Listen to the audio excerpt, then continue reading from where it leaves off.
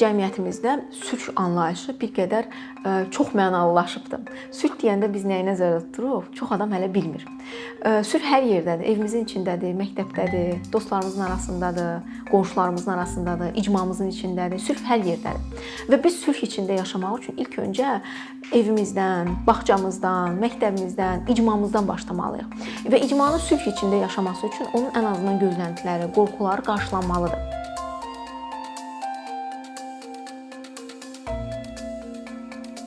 Mən Xocavənd rayonunun Tuğ kəndində doğulmuşam və məcburi köçkün həyatına aid bütün çətinlikləri öz üzərimdə keçirtmişəm.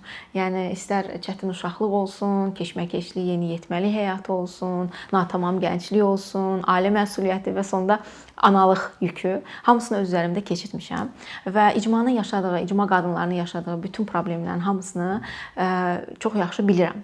Sadəcə olaraq bütün bu problemlər, çətinliklər, icmanın qadınlarının yaşadıkları bu keşməkeşli həyat ümumiyyətlə diqqətdən kənar qaldığı üçün maraqlı idi ki, belə bir sorğu keçirdim.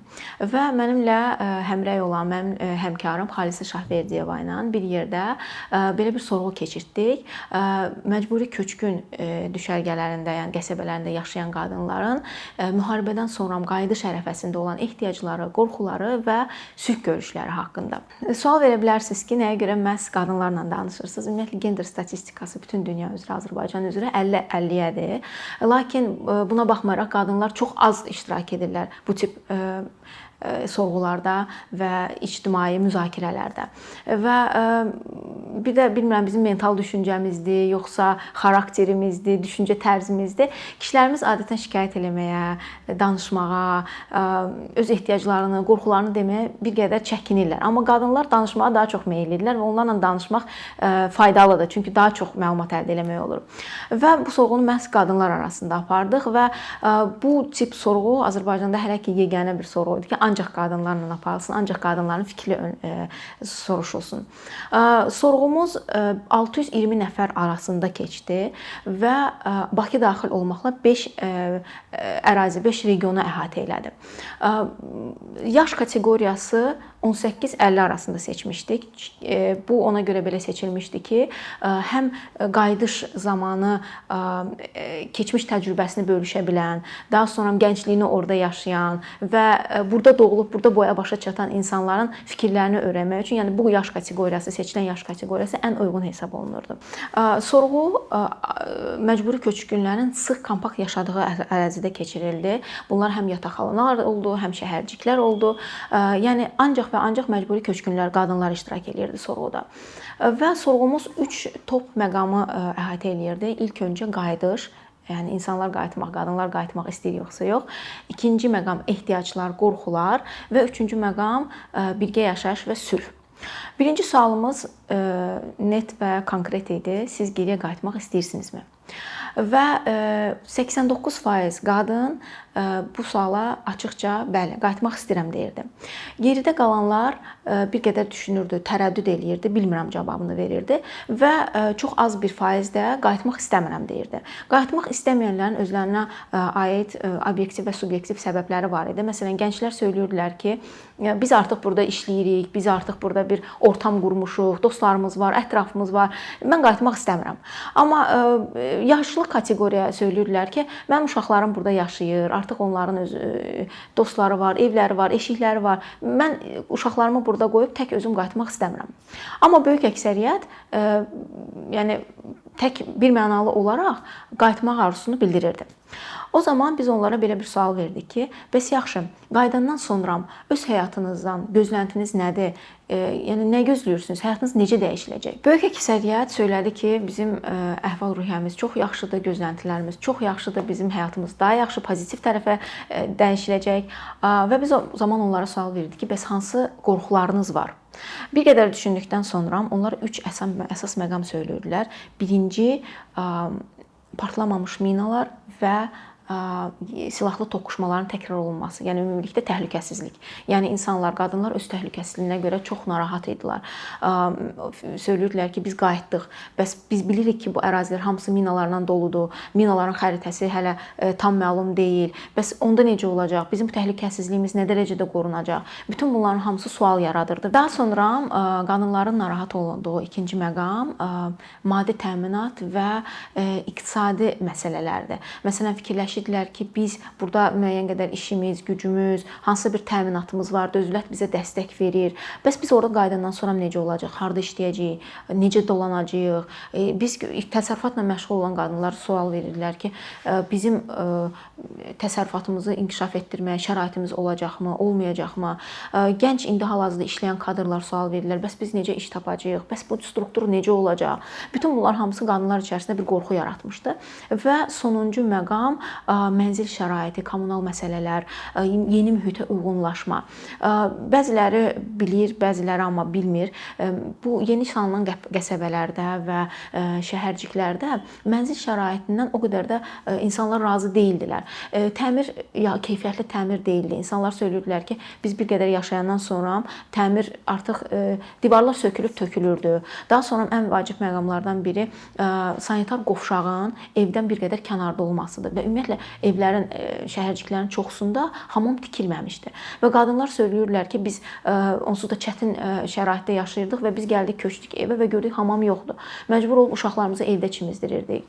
Tualet suyu ilə təmin olunmamışdı, evdən bir qədər uzaqdaydı. Təzədən ya su çəkirdik, ya su daşıyırdıq. Yəni bu məişət qayğılarının əsas yükü də qadınların üstündə idi və qadınlar qorxurdular ki, yenidən köçdükləri evlərdə yenə eyni problemlər yaşasınlar. Yəni indi artıq bunlar birtəhər öz şəraitlərini düzəldiblər. Amma köçüb gedəndən sonra yeni yerdə hansı çətinliklər olacaq? Bax, onlar bunların içində bir qədər qorxu yaşadırdı. Sorğunun ehtiyac hissəsinə çatanda qadınlar söylədilər ki, onların əsasən üç böyük ehtiyacı var. Bunlar birinci iş yerlərindən təmin olunması, ikincisi hansısa bir maddi dəstək, üçüncüsü isə psixoloji dəstək. Demək, qadınlar fikirləşirlər ki, biz köçüb gedəcəyik, amma məşğulluq məsələsi bizim ən böyük ehtiyaclarımızdan biridir. Biz köçdük, getdik. Bəs sonra nə olacaq? Nə işlə məşğul olacağıq? Ailəmizi, uşaqlığımızı necə dolandıracağıq? Necə kömək edəcəyik ailəmizə? Elə qadınlar var idi ki, balaca təsərrüfatları var idi. Cücə saxlayırlar, toyuq saxlayırlar, iri buynuzlu, kiçik buynuzlu heyvanlar saxlayırlar. Onlar artıq o yaşadıkları yerdə müəyyən otlaq sahələri var. Yəni bilmək istəyirlər ki, bəs biz qayıdandan sonra bütün bu yük necə olacaq? Yəni bizə necə dəstək olunacaq? Bu bizim əsas ehtiyaclarımızdan biridir. Daha sonra maddi dəstək. Elə qadınlar var idi ki, fikirləşirdilər ki, məsələn, mən qayıtdım ora, bir kiçik sahibkarlığa başlamaq istəsəm, mənə dövlət hansısa bir ya güzəştli kredit, ya subsidiyalar verəcəkmi? Və bu onların əsas ehtiyaclarından biri oldu. Çünki onlar düşünürlər ki, ayaq üstə qalxmaq üçün Qarabağda, yəni yenilənmiş bir cəmiyyətdə, hər şeyin təzə, smart kəndlər, şəhərlərdə onların bir qadın olaraq cəmiyyətə daha çox qaynayıb qarışması üçün onlara mütləq hansısa bir maddi dəstəyin verilməsi vacib idi. Və sonuncu vacib bir məqam psixoloji dəstək. Son zamanlar yəni sevindirici haldır ki, artıq qadınlar psixoloji dəstəyə ehtiyac olduqlarını söyləyirlər. Və onlar deyirlər ki, bu qədər biz çətinliklər yaşadıq, bu qədər travmalarla yaşamışıq və biz indi başa düşmüşük ki, əslində bizim içimizdə böyük bir yük var və biz bunu bölüşməyə, biz bunu müalicə eləməyə ehtiyacımız var və biz istəyərdik ki, qayıdandan sonra bizə bir psixoloji yardım olunsun. Psixoloqlar olsun, biz onlara öz problemlərimizi danışa bilək, zorakılıq halları ola bilər, onlara bu barədə hansısa bir dəstək üçün müraciət eləyək və s. və yaxud. Yəni psixoloq köməyi, psixoloq ehtiyacı qadınların təməl ehtiyaclarından biri oldu. Sonuncu sualımız birgə yaşayış və sülhlə bağlı idi. Biz qadınlardan soruşduq ki, yəni bildiyiniz kimi cənab prezident Qarabağda yaşayan, Azərbaycan vətəndaşı olan erməni əsilli insanların təhlükəsinə təminat vermişdi və o qarantiya alıb ki, onlar əgər bizlə bir yerdə yaşasa, onların təhlükəsizliyi təminat altındadır. Və siz necə düşünürsünüz? Azərbaycanlılarla ermənilərin birgə yaşayışı mümkündür? Qadınlar bir qədər düşünəndən sonra deyirlər ki, yox, bu mümkün deyil. 89% düşünür ki, bizim birgə yaşayışımız mümkün deyil. Təbii ki, bunun da öz ad səbəbləri var. Onlar düşünürlər ki, bizim itkilərimiz var, onların itkiləri var, tarix var, şəhidlərimiz var, Xocalı soyqırımı var, Sumqayıt hadisələri var, hansı ki, onlar da öz dillərini alırlar və bütün bunların olduğu bir halda bizim birgə yaşamağımız mümkün deyil. Ümumiyyətlə bu sorğu məsələsində biz qadınlara soruşurduq ki, indiyənə kimi geriyə qayıdış, yenidən qurma məsələlərində şəxsən sizin fikirlərinizi soruşan olubmu? 70% söylürdü ki, yox, bizdən heç kəs heç nə soruşmurdu. Və bu da onu göstərir ki, yəni yenidən qurmada, gələcəkdə planların qurulmasında qadın iştirakçılığı demək olar ki, sıfır səviyyəsindədir. Yəni insanların fikirləri soruşulmayıb. Amma bunun başqa bir tərəfi də var. Məsələn, bizim özümüz şəxsən sorğu keçirdəndə qapını döyürdüksə, qapını əgər kişi açırdısa, o imkan vermirdi qadın danışsın. O deyirdi ki, onun əvəzinə mən danışım. Onsuz da heç nə bilmir. Mən nə deyirəm, onsuz da onu təkrar edəcək. Və biz bu halda məcbur və yaxud da ki, könüllü olaraq həmin qadını söhbətə çağırırdıq ki, gəlin siz danışın. Bizim sorğumuz qadınlarla olmalıdır. Yəni biz sizin ehtiyaclarınız maraqlıdır. Və biz o qadına sual verdikcə, bəzən kişilər də qıraqdan müdaxilə edirdilər, nəsə demək istəyirdilər. Və görürdün ki, yəni insanların danışmağa ehtiyacı var da. Yəni nəinki qadın və kişi, ümumiyyətlə insanların danışmağa, ehtiyaclarını səsləndirməyə, dilə gətirməyə ehtiyacları var. Və buna görə də bu yenidən qurma işlərində qadın iştirakçılığı çox vacib bir məqamdır. Çünki bəzən elə bir məqamlar var ki, heç onlar bəlkə kişilərin heç ağlına gəlmir. Amma infrastrukturun qurulmasında, su çəkilməsindən tutmuş, hansısa bir işıqlandırmadan tutmuş, uşaq bağçaları, məktəb, iş yerlərindən tutmuş, qadınların fikirlərini almaq önəmlidir. Sorğu zamanı qadınların ehtiyaclarından biri də ondan ibarət idi ki, qadınlar bu məcburi köçkün həyatı dövründə təhsil ala bilməmişdilər. Yəni istər tam orta təhsil olsun, istər peşə təhsili olsun, istər ali təhsil olsun. Və geriyə qayıdandan sonra onlar təhsil almaq istəklərini bildirirdilər. Və yəni böyük arzuları yox idi. Fikirləşirdilər ki, mən hansısa bir ya toxuculuq kursu, ya tikiş kursu, ya tibb bacısı olmaq istəyənlər var idi. Və onlar səsləndirirdilər ki, bizim üçün hansısa bir peşə məktəbi olsun. Və çox sevindirici haldır ki, prezident bu yaxınlarda peşə məktəbinin əsasını qoydu və bu da o deməkdir ki, yəni ümid verir ki, qaydanda indiki işsiz qadınların əksəriyyəti hansısa bir peşəyə yiyələnib, gələcəkdə cəmiyyətdə aktiv bir mövqe tutacaqlar. Sorğu keçirilənlərin 80%-nə yaxın qadın işsiz idi. Amma elə bir o qədər də faiz qadın əmək qabiliyyətli idi. Yəni nə qədər ki əmək qabiliyyətli qadınlarımız var idi, bir o qədər də işsiz qadınlarımız var idi. Bu deməkdir ki, işsizlik yəni böhran həddindədir də, yəni iş tapmaq mümkün deyil və yaxud da ki lazımi bacarıqları yoxdur və bu bacarıqları inkişaf elətdirmək üçün onlara şərait lazımdır. Mən əminəm ki, biz geriyə qayıdandan sonra bütün infrastruktur, şəhərlər, kəndlərdə çox böyük işçiyə ehtiyac olacaq. Və məhz bu balansı təmin etmək üçün böyük bir əksəriyyət qadınlara imkan yaratılmalıdır ki, qadınlar da bu mövqelərdə özlərinə məxsus yerləri tutsunlar. Sorğu nəticəsində və ümumiyyətlə öz müşahidələrimiz nəticəsində biz belə görürük ki, artıq 30 ildən çoxdur qadınlar, ümumiyyətlə bütün icma və qadınlar əlbəttə ki, çox çətin bir həyat yolu keçiblər. Yəni bu bütün əşyalarını, keçmişini geridə qoymaq, evində qoymaq, gəlib təzə şəraitə uyğunlaşmaq və bu uyğunlaşana qədər yerlər dəyişmək, məktəblər dəyişmək, universitet oxumaq, bu çətin təhsil səviyyəsi, bütün bunlar o qədər qadınların həyatına travmatik təsir göstərib ki, indi hal-hazırda insanların ümid bağladığı yeganə yer onların geriyə qayıdışıdır.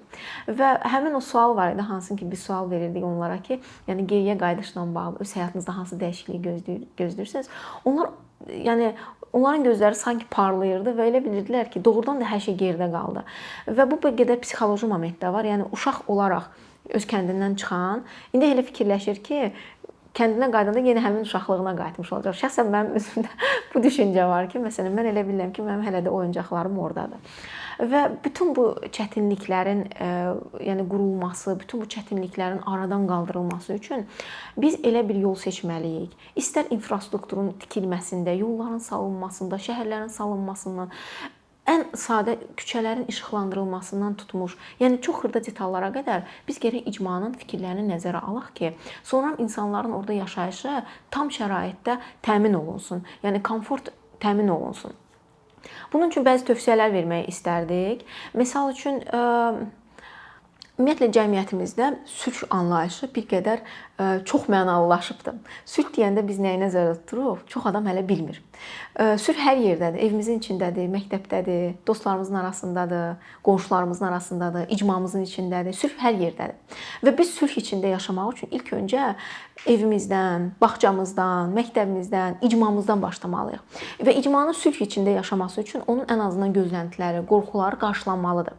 Məsələn, qadınlar söyləyirlər ki, biz məsələn uşaq arabası ilə gəzən qadınlar və yaxud da ki 50 arabası ilə gəzənlər söyləyirlər ki, şikayət edirlər ki, bizim burada yaşadığımız yollar heç təmin olunmayıb araba ilə gəzmək üçün. Bəs yaxşı olardı ki, bizim oradakı, yəni kəndimizdə, şəhərimizdə heç olmasa bunlar nəzərə alınsın.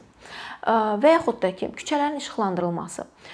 Qadınlar söyləyirlər ki, biz qaranlıqda işdən çıxırıq, qış aylarında, soyuqda, nəqliyyat necə olacaq? Bizim evdən çıxıb işə getməyimiz üçün yolumuz necə olacaq? Bütün bunların hamısı qadınların ehtiyacları, təməl ehtiyaclarından biri idi.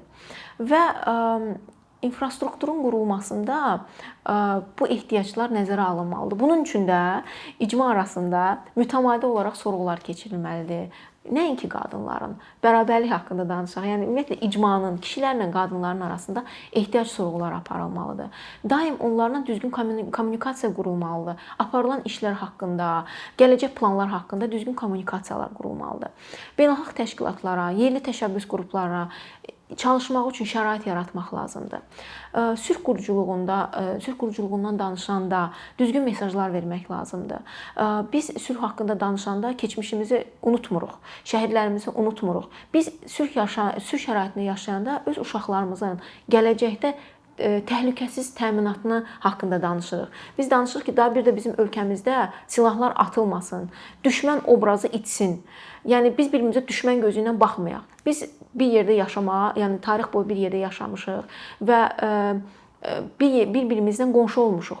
Birgə yaşayışla bağlı sualımızda böyük bir qisim mümkünsüzlüyünü deyirdilərsə də, balaca bir qisim insanlar bərabər yaşayışın mümkün olduğunu söyləyirdilər. Və bəziləri söyləyirdilər ki, gənc nəsil söyləyirdilər ki, mənim əmmimin kirvəsi erməni olub. Mənim nənəmin qonşusu erməni olub.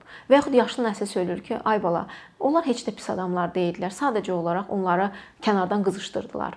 Filan erməni mənə çıxanda kömək elədi. Filan erməni mənə qabaqcadan xəbərdar eləmişdi. Filan erməni mənim uşaqlarımı apardı, gizlətdi. Nə bilim, biz podvalda gizlənəndə ermənilər gəldi bizə kömək elədi. Bu cür hallar var idi və bu cür halların olması gələcəkdə bizim bərabər yaşamağımıza, yəni təkrar sülh şəraitində olmağımıza bir qədər ümid verir. Hər iki ölkədən qadınların prosesə cəlb olunması çox vacib məqamlardan biridir və ümumiyyətlə beynəlxalq təcrübələr göstərir ki, məsələn biz İrlandiyanı, sevimli İrlandiyanı həmişə nümunə gətiririk ki, orada qadınların prosesə cəlb olunması nəticəsində icmalar arasında sülh danışıqlara bəhrəsini verdi. Və düşünürük və ümid eləyək ki, bizim də qadınlarımız, yəni erməni icmasının qadınları bu prosesə cəlb olunsa, onlar səlahiyyətləndirilsə, onlar eyni masa arxasında otuzdurula bilsə, ortaq nöqtələr tapılsa və dialoq görüşləri başlasa, hər iki cəmiyyətin arasında sülh görüşləri, sülh başlanğıcları belə deyək, əmələ gələr və proses başlayar.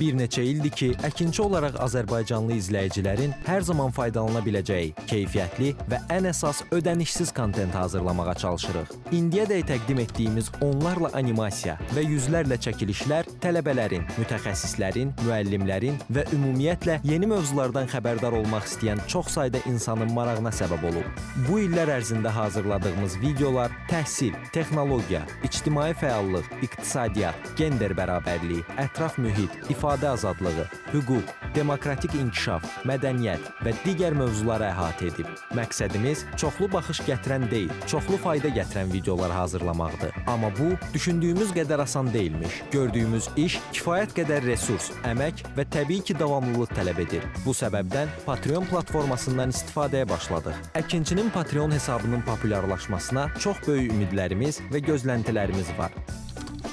Bəziləriniz Patreon haqqında ilk dəfə eşidirsiniz. Əslində çox sadə izahı olan bir platformadır. Təsəvvür edin ki, siz rəssam və ya musiqiçisiniz. Sosial şəbəkələrdə sizi izləyən, işinizi bəyənən çox sayda insan var. Patreon platforması sizə imkan verir ki, izləyicilərinizin könüllü aylıq ödənişləri sayəsində işinizi davam etdirəsiniz. Sərgi, konsert zallarından asılı qalmayasınız. Amma bu təkcə rəssam və musiqiçilərə aid deyil. Məsələn, əkinçiyə bənzər fəaliyyətlə məşğul olan bəzi layihələrin 10 minlərlə patronu var. Biz də düşündük ki, nə üçün əkinçinin Patreon hesabı olmasın? Sizin dəstəyiniz sayəsində biz daha çox və daha keyfiyyətli kontent yaratmağa davam edə biləcəyik. Amma bu dəstək yalnız maddi dəstək deyil. Dəstəkçilərimizin sayının artması gördüyümüz işlərin faydalı olduğuna dair əminlik verir. Patreon platformasından istifadə çox sadədir. Hesabınızı açırsınız, sizə uyğun dəstək növünü seçirsiniz və Patreon özü hər ayın ilk günü kartınızdan seçdiyiniz dəstək növünə uyğun ödəniş tutur. Bu qədər. Sonda onu demək istəyirik ki, dəstəkçilərin sırasına qoşulmaq istəyən, amma məhdud imkana görə bunu edə bilməyənlər narahat olmasın. Daha öncə dediyimiz kimi, bizim əsas məqsədimiz daha çox insanın hər zaman faydalana biləcəyi keyfiyyətli və ödənişsiz kontentin yaradılmasıdır. Bunun üçün mütləq patronumuz olmalısınız deyə məcburiyyət yoxdur. Amma imkanınız patron olmağa çatırsa və bizim işimizi bəyənirsinizsə, patronlarımızın sırasına qoşulmağınız bizim üçün çox önəmlidir.